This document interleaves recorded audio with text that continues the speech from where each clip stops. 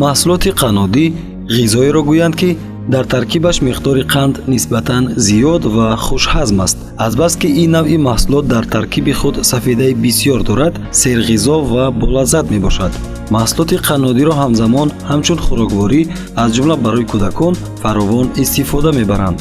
ҷамъияти дорои масъулияташ маҳдуди шириниҳои шафоат яке аз коргоҳҳои истеҳсолкунандаи маҳсулоти қаннодӣ ва пухтупазии ноҳияи синои шаҳри Душанбе ба шумор меравад.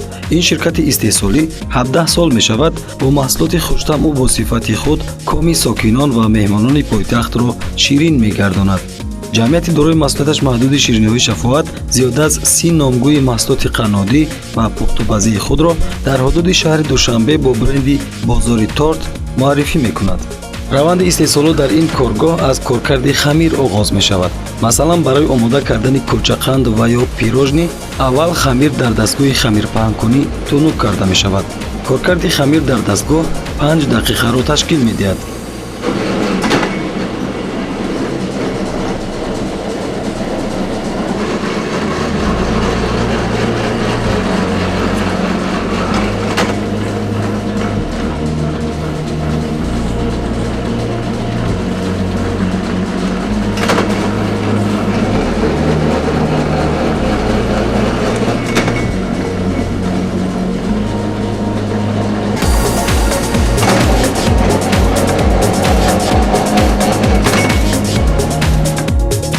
дар марҳилаи баъдӣ мутахассис хамирро ба рӯи миз мегузорад ва бо асбоби хурди кории соҳавӣ хамири тунукшударо ба 4 кунҷи баробар ҷудо мекунад.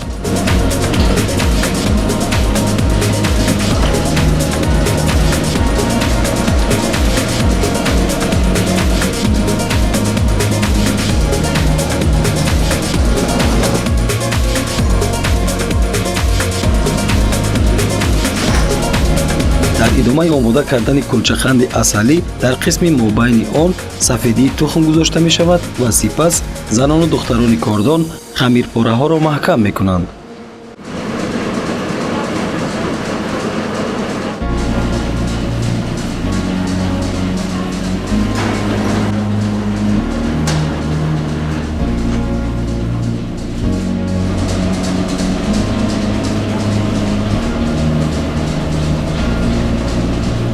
инҷо агар қисме аз бонувон кулчақандҳои асалиро ҷойгузорӣ кунанд, дар гӯшаи дигари корхона мутахассисон қолабҳои тортро бо маҳсулоти хоми асосӣ пур мекунанд. таҷҳизоти омехтагар ё ба истилоҳ миксер қаймоқи хонагӣ ва дигар анвои хоми асосиро барои истифода намудан омода мекунад.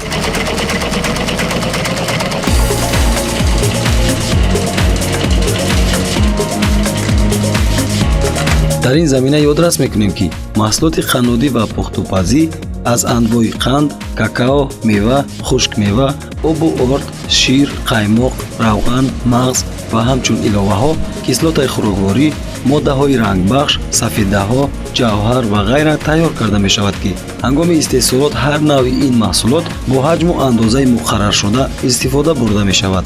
дар лаҳзаи дигари корӣ кулчақандҳои асалӣ баъд аз пухта расидан аз дохили бухорӣ бароварда мешавад.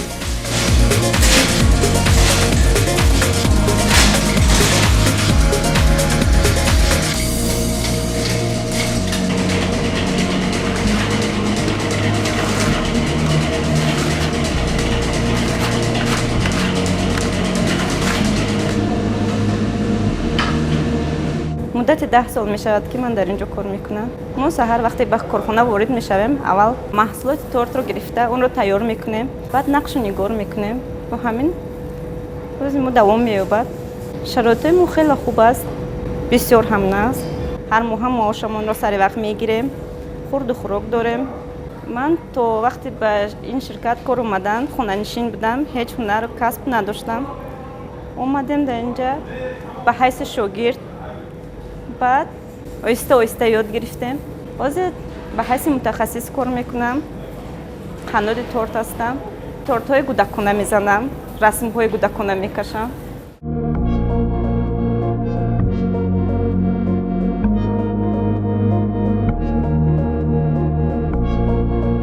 роҳбарияти ҷамъияти дорои маслиҳаташ маҳдуди шириниҳои шафоат дар доираи баррасии масъалаҳои корӣ мутахассисонро пайваста ба таъмини бехатарии маҳсулоти хӯрокворӣ, масъулиятнокӣ, бетафовут набудан ба саломатии аҳолии мамлакат ва дар мадди аввал гузоштани ҳуқуқу манфиатҳои истеъмолкунандагон даъват менамоянд. Дар ин замина таъкид менамоем, ки хуруҷи бемории коронавируси COVID-19 дар ҷаҳон аксар корхонаҳои хурд ва бузурги истеҳсолиро бо мушкилоти гуногуни корбарӣ рӯбарӯ кард ва қисми зиёди ширкатҳо ба буҳрони иқтисодӣ дучор шуданд.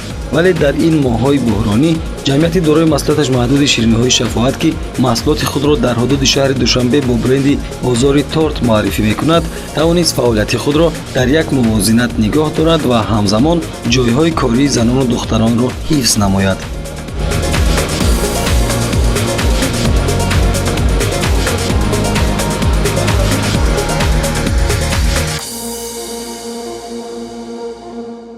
занҳои хонашин бисёрш ҳамҷа кор фаъолият доранд.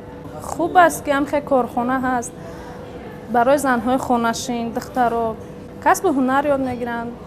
вақте ки мо омадем ҳамҷа ҳунари торт пухтани хеле надоштем, ҳамҷа ҳамаша ёд гирифтем. бо шогирдо тайёр кардастем. дар айни замон ҷамъияти дорои маслиҳаташ маҳдуди шириниҳои шафоат зиёда аз 50 нафар занону духтаронро дар як басти корӣ ба фаъолияти доимӣ ҷалб кардааст, ки бешак дар таъмин кардани бонувони бешуғл ба кори доимӣ саҳми арзандаи худро мегузорад. синфи коргарии ҷамъияти мазкур мутахассиси кори худ ҳастанду ҳамчунин шогирдонро низ омода мекунанд.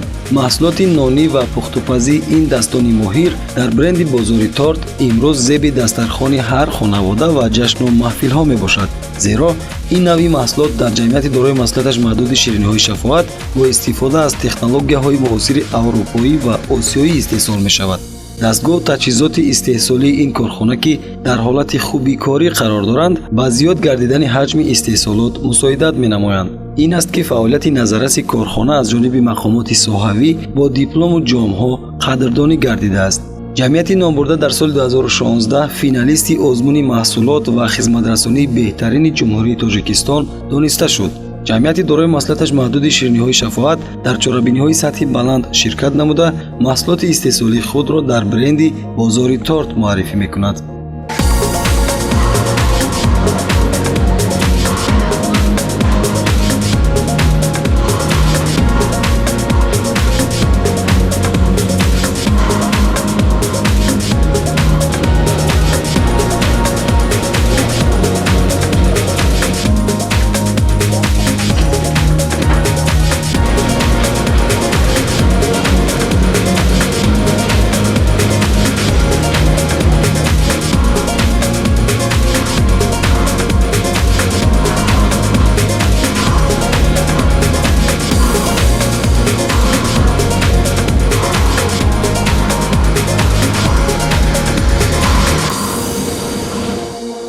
коргоҳи мазкур ҳар моҳ як номгӯи нави маҳсулоти қаннодӣ истеҳсол мекунад ва нақша дорад, ки бахшида ба пешвози ҷашни 30-солагии истиқлолияти давлатии ҷумҳурии Тоҷикистон маҳсулоти махсуси худро пешниҳоди сокинон ва меҳмонони пойтахт гардонад.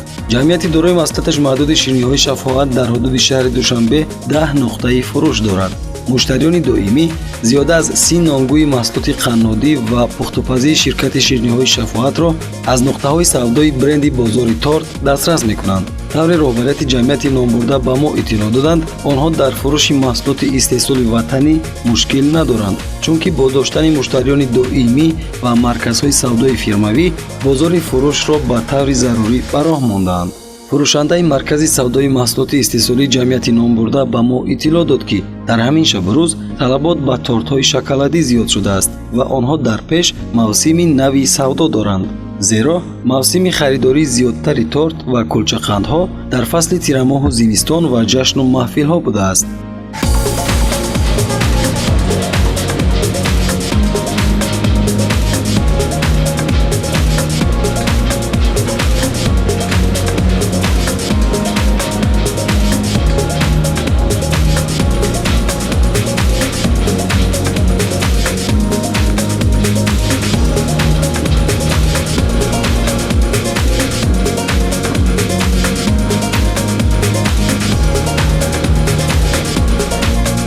роҳбарияти ҷамъияти дорои масъулияташ маҳдуди шириниҳои шафоат ҷиҳати амалӣ намудани дастури супоришҳои роҳбари давлат доир ба эълон гардидани саноатикунонӣ бо суръати мамлакат ҳамчун ҳадафи чороми миллӣ саъю талош дошта кӯшиш доранд дар таъмин кардану нигоҳ доштани ҷойҳои корӣ дар ҳолати мавҷудашон ҳамзамон истеҳсоли маҳсулоти рақобатпазири ватанӣ мусоидат ва саҳмгузор бошанд. имрӯз соҳибкорони ватанӣ дар доираи дастгириҳои ҳамаҷонибаи президенти ҷумҳурии тоҷикистон муҳтарам эмомалӣ раҳмон иқдомҳои созандаро рӯй даст гирифта баҳри амалӣ гардидани ҳадафҳои созандаи роҳбарияти олии давлат ва ҳукумати мамлакат саҳми босазо мегузоранд.